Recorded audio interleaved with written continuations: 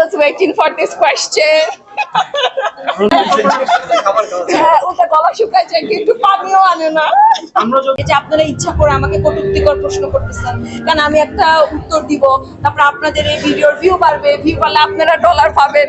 So আমাদের ক্ষেত্রেও same, আপনার ভিডিওর ভিউর উপর।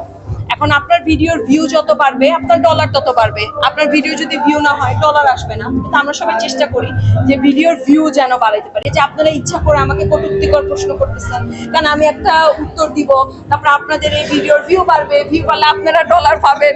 সো আমাদের ক্ষেত্রেও সেম। একদমই না, একদমই আমি একদমই মরিচ খাইতে পারি না, আমি মিষ্টি বেশি খাই। জানি না মুখ থেকে ঝাল কথা কেন করতে হয়।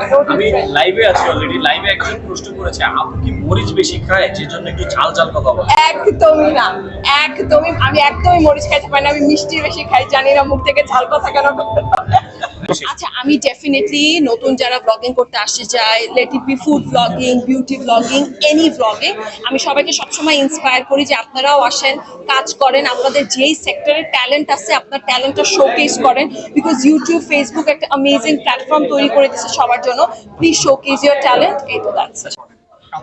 আমি ফুড ব্লগিং বেশি পছন্দ করি because food blogging I am myself, but when I am a news presenter তখন কিন্তু I am not myself. কারণ নিউজ প্রেজেন্টার একটা ফ্রেমওয়ার্ক থাকে, হ্যাঁ, ওইটার মধ্যে আমার কাজ করতে হয়, খুব একটু ম্যাচিওর থাকতে হয়, একটু গুরুগম্ভীর থাকতে হয়। কারণ দেশের রাজনীতি নিয়ে এত মানে কি বলবো সিরিয়াস কথাবার্তা, মারামারি হয়ে যাচ্ছে, মানুষ মরে যাচ্ছে, খুনাখুনি হচ্ছে, ওখানে তো আর আমি আমার নিজের মতো নিজেকে এক্সপ্রেস করতে পারি না, খুব ম্যাচিওর থাকতে হয়। আর ফুড ব্লগে আমি বিন্দাস আমার খাবারও খাওয়া যায়, হ্যাঁ, ওটা গলা শুকায় যায় কিন্তু পানিও আনে না। জোলতান হচ্ছে একটা হাঙ্গেরিয়ান শব্দ, যেটার অর্থ হচ্ছে জীবন। সো আমি যখন এটা স্টার্ট করছি আমি চাইছি যে খাবার, ট্রাভেলিং সবকিছু এটার মধ্যে ইনকর্পোরেট করার জন্য। আর আমার কাছে মনে হচ্ছে আমাদের জীবনের একটা গুরুত্বপূর্ণ অংশ হচ্ছে খাবার অ্যান্ড ট্রাভেলিং। সো যার কারণে জোলতান দেওয়ার, আমি না খাই, খাবো, খাওয়া দাওয়া এগুলো খুব কমন নেমস, আমি এগুলো রাখতে চাই না। মানে আই ফিল প্রাউড যে আমি অন্তত বাংলাদেশের 7 থেকে 8 লাখ মানুষকে জোলতান শব্দটা শিখাইছি, একটা হাঙ্গেরিয়ান শব্দ শিখাইতে পারছি আমি। I was waiting for this question. কারণ কি অনেক ব্লগারই দেখেছি যে এবারে হলে গিয়ে সিনেমাগুলো হ্যাঁ, দেখা হয়েছে, দেখা হয়েছে, দেখা হয়েছে। সুরঙ্গটা দেখেছি। আচ্ছা ভাই, আমি আসলে এগুলা বলছে কি বলে না আমি এটা শুনি নাই, আমি এটা জানিও না।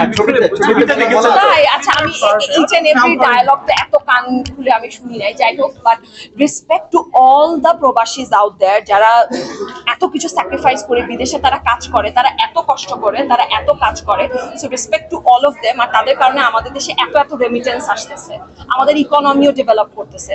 সো আমার কথা হচ্ছে যে রেসপেক্ট টু অল দ্য প্রবাসীজ out there, that's it. এর থেকে আমার আর বেশি কিছু বলার নেই। ঠিক আছে, থ্যাংক ইউ। ওকে আপু।